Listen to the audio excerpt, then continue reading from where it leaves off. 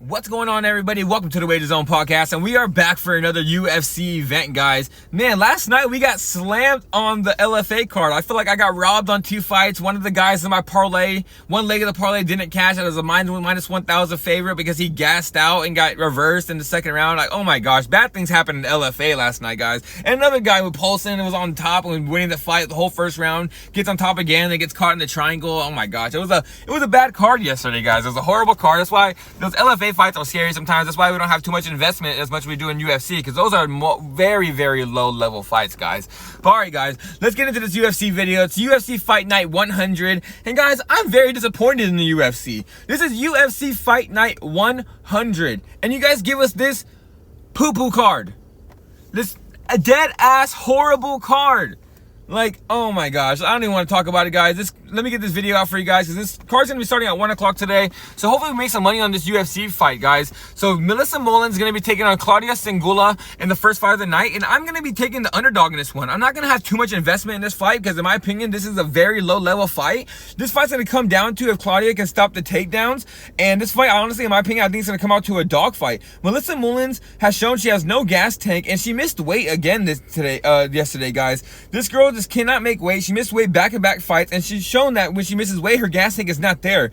Melissa Mullins might come out there in the first round and get her down to the floor, but after her gas tank runs out, I think this Claudia Sygula is going to be a live underdog. Like, she is a very green a fighter, but if you watch any of her fights that were in Poland, it's just a scrapper. She likes to throw down. She has decent grappling. She can stop some takedowns. Like, she's decent. She has decent takedown defense, but she's more of an offensive wrestler. When she does get you on the floor, she just pummels you. And with her stand-up, guys, she's more of a girl that she circles the ring very well, and she likes to stay on the outside. And when you do end up coming inside for a shot, she just scraps. She just starts throwing, and she hits you with most of her combinations. Like, I think this girl's a pretty decent fighter, and if you're gonna give me two very low-level fighters, in Melissa Mullins and Claudia Sygula, I'm gonna be taking the underdog. She's over a plus 200 underdog. I think the line has actually risen on her, where she's more of an underdog now. But Melissa Mullins missed weight. She has no gas tank, and I think if she doesn't win this fight in the first round, I think she's gonna gas out, and Claudia Sygula is gonna be a live underdog. So give me Claudia Sygula to win this fight. I'm not gonna have too much investment on it, but she is gonna be the bet for the first fight of the night. Alright, guys, this is going to be the next fight, and like I just said in the first one, I'm not going to have too much investment in this one, because this one, guys, these might be the two worst fighters in the middleweight division. Tresean Gore has a very low record. I think he's 4-2. He's fought barely anybody. I don't know, this guy, I don't even know why this guy's in the UFC, but he might be talented. We'll see. Hopefully he does something better in his future of his career. I have high hopes for the guy. But Antonio Troli is a guy that shouldn't even be in the UFC. This is a guy that fought in Contender Series. He won the fight against a guy that hasn't even, the guy that he fought has been injured over and over again, and has only fought like one time since then, and he's just a guy where his body's breaking down on him. And Antonio Troli won that fight, and then after the fight, and Troli got tested positive for steroids. He got kicked out of the MMA for about a year. He took that 1.5 year suspension or something around those lines, and then he comes back, and he's just been looking horrible. This guy has not beat anybody with a decent record. This guy has beat a whole bunch of trash cans, and then he fights the one guy that's actually decent in the Contender Series. He wins the fight, then he tests positive for steroids. So I'm going to be taking Tresean Gore in this one, guys. Mainly on the main reason, I'm not going to, like I said, not too much of an investment on this fight, but like I said, Tresean Gore should win this fight. If he's as talented as a lot of people thought he was coming up, and he's the guy that's going to be the one that's younger, the one that's getting better. I think Antonio Troli is just going to be running through the motions, and he's dating Mackenzie Dern now. Like, this guy is not going to even be worried about fighting at the moment. I don't know. Like I said, he shouldn't even be in the UFC. Tresean Gore should go in here and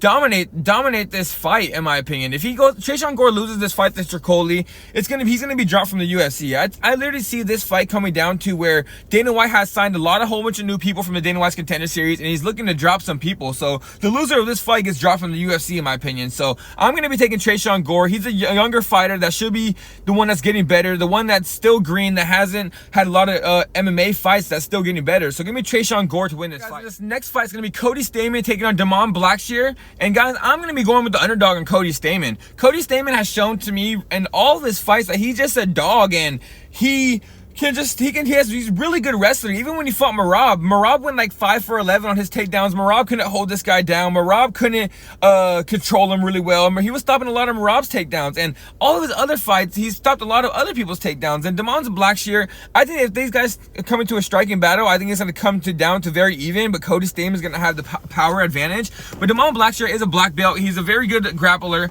and if he gets you to the floor, guys, he's shown that his jiu-jitsu is legit, but I don't think he's going to be able to get Cody Stamann to the floor. I like Cody Stamann a lot. He has a very good wrestling, very good hands. He hits very powerful, and I think this fight's going to end up being a dogfight going back and forth. And it probably might come down to a split decision where it could go either way. But if you're going to give me a split decision where I think it's a 50-50 fight, I'm going to be taking over the plus 200 underdog. So give me Cody Stamann to win this fight, guys. Alright guys, this next fight's going to be Matthew Sellemsberger taking on Charlie Radtke. And honestly guys, I don't have a good read on this fight. Matthew Sellemsberger is starting to show that he might be done with MMA. He's showing that like he's losing fights recently that he shouldn't be. He's getting knocked out. That durable chin that was there is not there anymore. And he's a guy that likes to go out there and bang. And if he goes out there and tries to bang with Charles Radtke, I think Charles Radtke's gonna end up knocking him out. And Charles Radtke has shown that against Blood Diamond that he's not just gonna go out there and bang it out with you. If he feels like he has to take you down, he will take you down and control you. And that Blood Diamond fight showed me a lot, because I thought like that fight they were setting Blood Diamond to go out there with the guy that's gonna sit there and bang with him, and Charles Radtke was like, I'm not gonna go out here and bang with a Jedi type of fighter. Like, I'm not gonna go out here and try to strike with a legit kickboxer. I'm gonna go out here, take him down and just grapple and hold him down to the floor, which he did over and over again. Charles Radtke's grappling is not the best, but he has shown against people like Matthew Sellemsberger, Blood Diamond, that people don't have takedown defense. He can take you down and control you. But if this fight comes out to swing and bang like the UFC probably thinks this fight's gonna come down to, it's gonna be a 50-50 fight. And honestly, I'm gonna go with the Charles Radtke just because Matthew Sellemsberger has shown that his chin's not really there anymore. So I'm gonna be taking Charles Radtke, guys. Give me him. I think he's gonna end up winning this fight via knockout. All right, guys, this fight's gonna be Zaleski Dos Santos taking on Zach Krogan, and this is going to be a parlay piece I'm going to be making, guys. I'm very confident in Zaleski Dos Santos. I literally think they're giving him Krogan just so Krogan can go in there and just get cracked and just fall on the floor and just get knocked the fuck out, honestly, because I just think this man's going to get slept. Like, I think, like, when they say, oh, you can't set up fighters for wins, like, everyone's competitive. Bro, I feel like if you made me a matchmaker, I can just give you a walking corpse. I watched too much MMA to see people out here that shouldn't be fighting that are fighting. So, Zach Krogan, I'm not saying he shouldn't be fighting. That's not what I'm saying. But the levels are way different, guys. I think if Zaleski Dos Santos loses this fight, the UFC should drop him right away, because the UFC is giving him a layup. They're not even giving him a layup. They are giving him a BB gun, pointing in at the Atlantic Ocean, and say, if you miss, you lose. And bro, like, I'm telling you, like, the only way you miss is if you turn all the way around and you shoot the opposite direction. Like, I'm telling you. But so Zaleski Dos Santos should win this fight via knockout. He should go out here, land a straight right hand on this guy's chin in the first round and just sleep him and knock him out, guys. I think they're giving him an easy layup, easy fight, the easiest fight that Zaleski Dos Santos has had probably in his whole entire career. So give me Zaleski Dos Santos via knockout in this fight, and he's going to be one of my first legs of my parlays. Alright, guys, and this next fight's going to be Karolina Kovak taking on Denise Gomes. And honestly, guys, I'm taking Karolina Kovak in this one as a big underdog. I know she's probably going to lose. I think I might be the only person picking Karolina today. Like, I think this girl might actually win this fight. I just think it's more of I am fading Denise Gomes over more of picking Karolina Kovak. Denise Gomes has shown to me if the fight doesn't go her way right away, she just folds and she doesn't do good later in the rounds. We've seen that with Angela Hill. We've seen that with a few other veterans that came in there and just beat her up later in the fight. And Karolina Kovak, if there's one girl that can put herself in a dogfight and keep walking forward and never give up on herself, it's her. And this might end up being her retirement fight if she loses this fight. So this might be just a hard bet where I'm just taking Karolina because this is maybe her last fight in the UFC before she retires, and I just want to have that one more bet on her over Denise Gomes, because I honestly do think she has passive victory. If she can just get in there, move around the ring, last that first round, and in the second round start putting the pressure on Denise and pushing her up against the fence, maybe shoot some takedowns and get some takedowns every once in a while, Karolina can just make this into a dogfight and just surprise Denise and just come at her and win this fight. So I'm going to be taking Karolina Kovak. I'm not going to have a way too much investment on this fight, but I'm going to be taking the underdog in this one, guys. All right, guys, this is another fight where I'm kind of confident in. I'm probably going to be putting in the parlay with Zaleski dos Santos. It's going to be Mansur Abdul-Malik taking on Dusko Todorovic.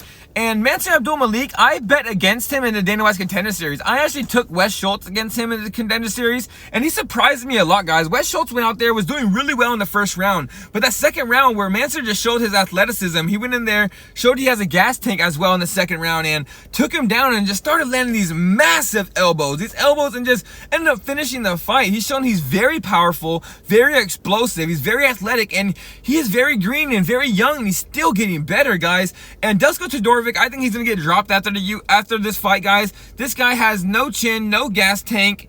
His wrestling is not good at all. He has no takedown defense. So I just see probably 3 to 4 ways I can see Mansur Malik winning this fight. Mansur Malik could win this fight, landing a strike on top, knocking him out. He could take him down and just start dropping those heavy elbows over and over again. Or he can just win this fight by decision and just keep taking him down, last over all 3 rounds, just win this fight. So, like I said, I'm very confident in Mansur Abdul-Malik. He surprised me against Wes Schultz. And Wes Schultz was another very great wrestler that that wrestled out of the University of Minnesota. And this guy, Mansur Malik, wrestled out of the University of Maryland. So it was 2 wrestlers that were in college wrestling. And Mansur Malik went in there in the second round and took him down with ease and ended up ground and pounding him to the finish. So a guy in Dusko Todorovic that doesn't have any takedown defense, I think Mansur Abdul-Malik's going to take him down and just honestly just probably drop ground and pound until he just gives up. That's probably the easiest victory for him. So give me Mansur Abdul-Malik. Like I said, I'm adding him to that second leg of the parlay with Zaleski.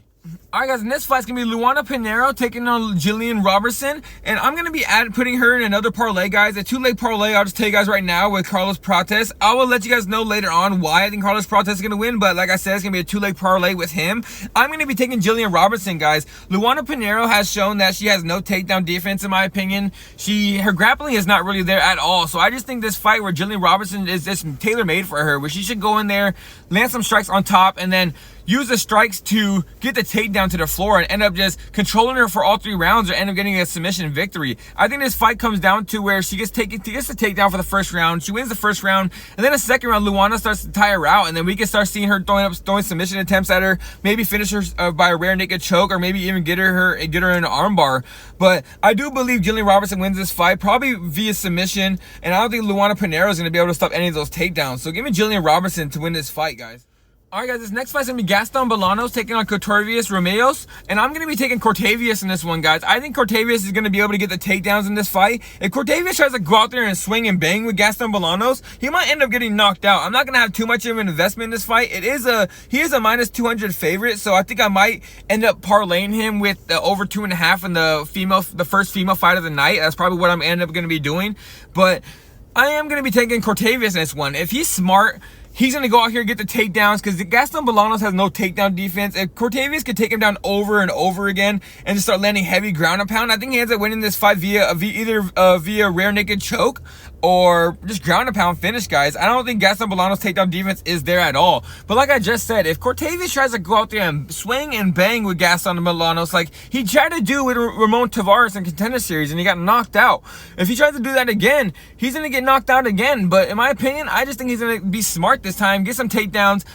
But he does have fast hands. This guy's very athletic, fast hands, and if he does land one of those hard shots on Gaston Bolanos, he might fold over Gaston Bolanos as well. But like I said, the path to victory to me is land some shots on top, get the takedowns, secure him on the floor, land some heavy ground and pound, and go for the submission victory. So I'm going to be taking Cortavius, and I'm probably going to be parlaying him with the over 2.5 in the first female fight of the night. All right, guys, in this next fight, it's going to be Gerald Meerschaert taking on Radtay ML, and I'm going to be taking De Ridder in this one, guys. I just think he's going to be the way better fighter. I'm going to be adding him to that parlay where it's going to be my most confident parlay. I'm going to be taking De Ridder, Mansur Abdul-Malik, and who was the first one, guys? You guys know I make my videos and it slips my mind sometimes, but the minus 700 favorite in the beginning of the card, I'm going to be making that 3-leg parlay with De Ridder, Mansur Abdul-Malik, and I can't remember exactly who the first parlay piece. Oh, Zaleski dos Santos, guys. I just got you. I remember. So 3-leg parlay, Zaleski dos Santos,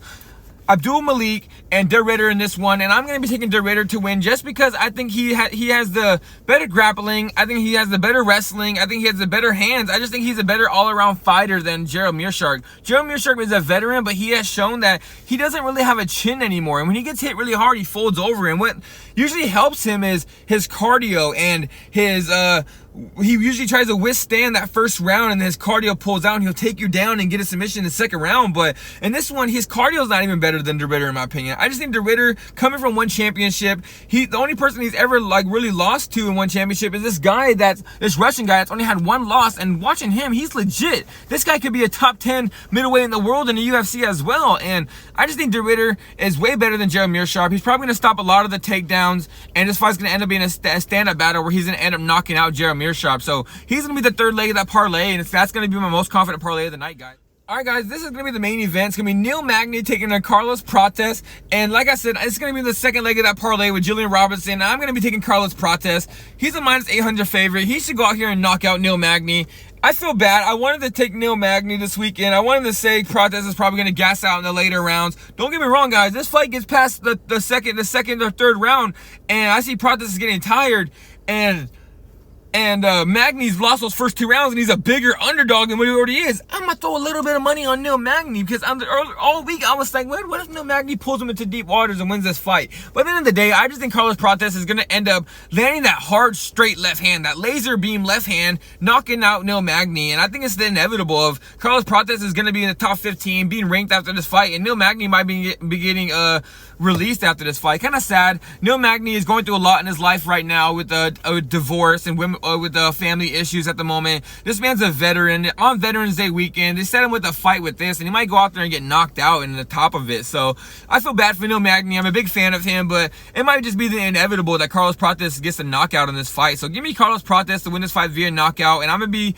parlaying him with Julian Robertson. And alright guys, that is it for today's video. 11 fights for you guys. I put the parlays together, let you guys know my picks for the fights, and I'm out of here, guys. Like the video, subscribe to the page, come back every single day because I do all different types of sports. If you guys like MMA, if you guys like NBA, if you guys like football, if you guys like soccer, I'm here. I do all different types of sports, so stay tuned. I'll be back tomorrow, and I'll have more events for you guys tomorrow.